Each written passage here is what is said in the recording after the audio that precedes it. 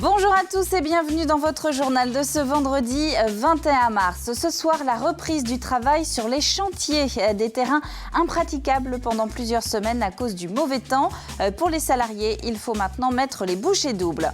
Le Marais Poitevin aussi ce soir en passe de retrouver son label perdu il y a presque 20 ans. Le Conseil national de protection de la nature donne en tout cas son feu vert pour l'appellation de parc naturel régional.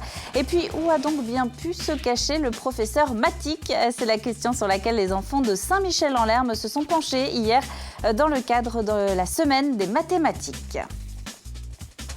Mais on commence évidemment ce journal avec ce qui va être l'actualité du week-end, le premier tour des élections municipales. La fin de semaine, de mois même de campagne pour les candidats et de pédagogie aussi pour nous, même si on aura encore quelques détails à aborder ensemble la semaine prochaine. Alors avant de se tourner vers les préparatifs concrets de ce premier tour, on va justement faire le récapitulatif de ce qu'il faut retenir de ces municipales 2014, les principaux chiffres, les principaux faits. Carl Laboureux. Près de 499 000 électeurs vendéens appelés aux urnes dimanche pour renouveler les conseils municipaux des 282 communes du département. Voici deux chiffres à retenir pour ce premier tour et uniquement pour ce premier tour, car celui-ci devrait être marqué par un nombre assez important de listes élues. On peut d'ores et déjà estimer que dans 154 communes de plus de 1000 habitants, soit pour plus d'une commune vendéenne sur deux, un seul tour de scrutin sera nécessaire. Un chiffre à minima qui ne comptabilise pas les communes de moins de 1000 habitants. Toutes communes confondues, ce sont ainsi 8630 candidats qui se présentent aux électeurs pour un peu plus de 5000 sièges à pourvoir. Et parmi eux, 188 maires sortants vont tenter de briguer un nouveau mandat. C'est très exactement 2 sur 3. Pour autant, cela ne veut pas dire qu'ils seront forcément réélus. La réponse dimanche soir, avec également un autre chiffre qui aura toute son importance, celui de la participation. En 2008, elle avait été de 66%. Et puis dans les nouveautés nous concernant, je vous rappelle qu'on demandera une carte d'identité à tous les électeurs qui habitent dans une commune de plus de 1000 habitants, que dans ces mêmes communes le panachage est interdit, on ne barre pas de nom, on n'en rajoute pas non plus sur les bulletins et que toujours dans ces mêmes communes, celles qui ont donc plus de 1000 habitants, nous élisons dimanche aussi pour la première fois les conseillers communautaires. Ce seront les noms que vous verrez dans la colonne de droite des bulletins. À gauche de la liste, les conseillers municipaux, à droite ceux qui seront aussi les conseillers communautaires. Et puis pour les communes de moins de 1000 habitants, eh bien c'est beaucoup plus simple, pas de papier d'identité obligatoire, pas de conseiller communautaire à élire et le panachage est autorisé dans la mesure où vous ajoutez un nom qui existe déjà sur un des autres bulletins. Alors pour que tout se passe au mieux, eh bien la plupart des 575 bureaux de vote vendéens sont déjà prêts. Ils ont été installés aujourd'hui, comme ici, dans le Nord-Vendée. Edwige Richard. Ici comme ailleurs, la mairie s'organise. Dimanche, elle accueillera des centaines d'électeurs. Les isoloirs et l'urne doivent donc être prêts. Dans la salle de mariage transformée pour l'occasion en salle de vote, l'heure est donc au dernier coup de chiffon. Mais au-delà de l'accueil des votants, une mairie doit également gérer tous les bureaux de vote. Dans la salle à côté, les équipes informatiques installent donc le matériel qui diffusera en direct les résultats. Ici, pas le droit à l'erreur. Dimanche soir, tous les yeux seront rivés sur ces chiffres affichés. Un étage en dessous, on découvre une salle un peu spéciale, remplie de bannettes. Elles sont destinées aux 15 bureaux de vote de la commune. À l'intérieur, on y retrouve le kit essentiel pour un jour d'élection. Donc tout ce qui est administratif, puisque samedi matin, je vais leur mettre également la liste d'émargement et le dossier administratif. Et donc la deuxième, c'est avec tous les bulletins de vote et les enveloppes réglementaires qui, cette année, seront bleues pour les municipales. Il faut éviter d'oublier quelque chose, puisque le jour des élections, ça peut poser problème. Crayons, scotch, tampons, bulletins et enveloppes, ici tout est prêt. Reste encore quelques détails tels que le chauffage à mettre en route dans chaque bureau de vote. Mais grâce à toute cette organisation de l'ombre, dimanche, dès 8 h, chaque habitant pourra effectuer son acte citoyen. Alors effectivement, dimanche, ouverture des bureaux de vote à 8h. Ils ferment tous à 18h, même à La Roche-sur-Yon. Notez que les électeurs des Herbiers sont pour l'instant les seuls à voter de manière électronique. Et puis une fois que vous aurez voté, eh bien, je pense que vous serez intéressé par les résultats. On se retrouve donc dimanche soir dès 19h45 sur TV Vendée. Toute la rédaction sera sur le terrain pour vous faire vivre au plus près cette soirée de premier tour. La régie se met en place, s'est mise en place, vous le voyez. En plateau, le politologue Guillaume Bernard pour prendre un petit peu de recul sur ces élections. Aucune des 282 communes de Vendée ne sera oubliée, c'est promis. On se retrouve donc dimanche soir. Dans le reste de l'actualité, je vous le disais en titre, les camions et les pelleteuses sont de retour sur les différents chantiers du département. Les engins avaient un petit peu déserté les terrains ces dernières semaines. Des terrains qui ressemblaient d'ailleurs plus cet hiver à des champs de boue qu'à des chantiers. Avec un temps plus sec, le travail a donc pu reprendre. Pierre Dalicieux. Ces tracteurs-là ont attendu longtemps avant de pouvoir pénétrer sur ce chantier, car en milieu de semaine encore, impossible de circuler sur cette terre imbibée d'eau. Même si le soleil ne cesse de briller depuis une quinzaine de jours, les conditions de travail ici sont encore loin d'être idéales. Il fait beau depuis 2 semaines, mais on n'efface pas 2 mois, on n'efface pas 5 à 600 mm comme ça. Les terrains sont encore gorgés d'eau. Donc en surface, effectivement, on voit que visiblement le terrain a l'air sec. Mais les terrains sont humides en profondeur, donc c'est encore un peu limite. On le fait quand même puisqu'on a des délais à respecter, mais on travaille dans des conditions encore un petit peu limites. Des délais repoussés à 2 semaines pour ce chantier, rien de dramatique pour le client. Mais pour l'entreprise, il faut mettre les bouchées doubles. Et cela coûte cher. Ici, par exemple, cette terre aurait dû être évacuée directement. Il nous a fallu stocker toute cette terre sur le terrain. Et puis aujourd'hui, on profite un peu de la météo qui est un peu clémente pour évacuer cette terre dans le terrain voisin. Donc c'est une opération pour nous qui fait de manutention, perte de temps, perte d'argent, voilà. Mais on n'a pas le choix. Un peu partout en Vendée, les travaux reprennent progressivement et tant mieux car cet hiver, le travail sur les chantiers ne courait pas les rues. Le fait de ne pas pouvoir travailler en raison des mauvaises conditions climatiques fait qu'effectivement, les effectifs sont restés à leurs effectifs les plus limités. Tout en termes d'emploi, ça a été... Et en termes d'emploi, ça a forcément impacté. Et on peut parler des emplois effectivement plutôt intérimaires, effectivement, qui est le levier immédiat dans ces conditions-là. On n'avait franchement pas besoin de ça. Une pluviométrie exceptionnelle qui se fait encore ressentir. Ce chantier gorgé d'eau ne devrait pas reprendre avant au moins 1 mois, à condition bien sûr que les prochaines pluies ne soient pas trop importantes.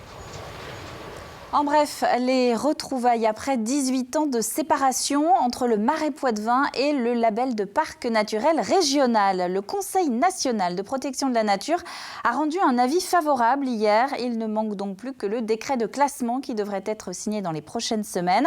La réattribution de ce label peut paraître anodine, mais elle permet notamment d'englober tout le sud Vendée jusqu'à la baie de l'Aiguillon, ce qui n'était pas le cas avec l'appellation Grand Site de France qui ne prenait en compte que la Venise verte. Aurélien Huard nous a rejoint en plateau. Bonsoir Aurélien. Bonsoir Caroline. Et on va donc couvrir ensemble l'agenda des sports du week-end. Et on va commencer cet agenda avec du basket, avec la Nationale 1 féminine et la Nationale 2 masculine. Je vous laisse parler. Oui, la 21e et avant-dernière journée de Nationale 1 féminine sera peut-être celle du maintien pour l'équipe de la Garnache qui reçoit le leader Franconville samedi soir. La victoire assurerait le maintien aux Garnachoises qui surveilleront de près le résultat de Rennes face à Aulnois, 2e au classement. En cas de défaite des Rennaises, la Garnache serait assurée du maintien quel que soit son résultat. Et puis en Nationale 2 masculine, chaud derby en perspective samedi soir au Sable d'Olonne entre le Pays des Olonnes et Luçon. Le Pays des Olonnes est en position de relégable avec 2 points de retard sur les Luçonnais. Coup d'envoi à 20h à la salle Beauséjour. Un derby également, mais en handball.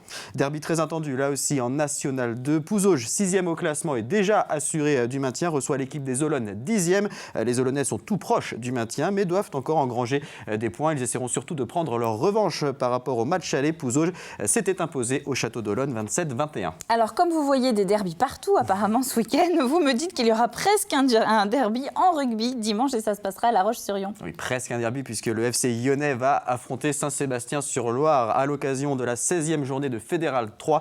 Les Lyonnais, 4e de leur poule, sont favoris face à la Lanterne Rouge. Mais au match aller, Saint-Sébastien avait accroché La Roche avec un match nul 9 partout. On continue maintenant avec du football. Retour au championnat pour l'équipe féminine féminine de La Roche-sur-Yon. Oui, après 3 semaines de pause, le championnat de 2e division féminine reprend ce week-end. Les joueuses de Saint-André-d'Ornay, 4e au classement, sont toujours en course pour la montée en première division. Dimanche, elles affrontent Condé-sur-Noireau, 5e.